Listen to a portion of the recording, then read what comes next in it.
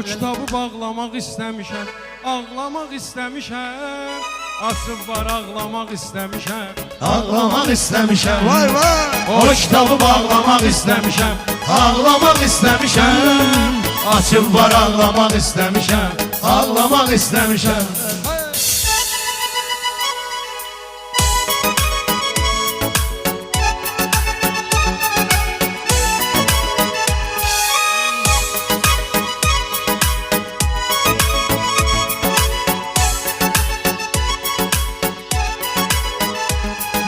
Gör ne güzel kafiyedir bu, lezzet eləyir lezzet. Bu kafiye ilə deyir amadan, eliye hoş söhbət. Herkesten Allah gülmək istəyibdi nemət. Mən ondan ağlamaq istəmişəm, Ağlamaq istəmişəm.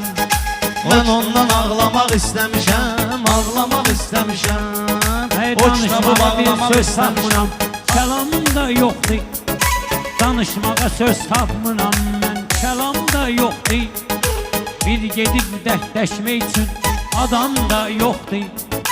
Ay pərviz halıma ağlayan adam da yoxdur.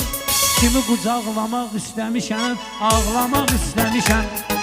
Kimi qucaqlamaq istəmişəm, ağlamaq o istəmişəm. kitabı bağlamaq istəmişəm, Ağlamaq istəmişəm. Açıb var ağlamaq istəmişəm, ağlamaq istəmişəm. ay kükrədi axırda, daşdı mənim qəlbim. Mən özüm cavan oğlan ama ki, yaşdı mənim qəlbim. O qədər dərdlərə tab eləyib, daşdı mənim qəlbim. Hərdən yoxlamaq istəmişəm, ağlamaq istəmişəm. O kitabı bağlamaq istəmişəm, ağlamaq istəmişəm. Bəlkə də hərdən keyfimi də yoxlayacaq. Bilirdim ki bu qəlbimə sən dağlayacaq. Mən Hasan hiss eyləmişəm ki ağlayacaq.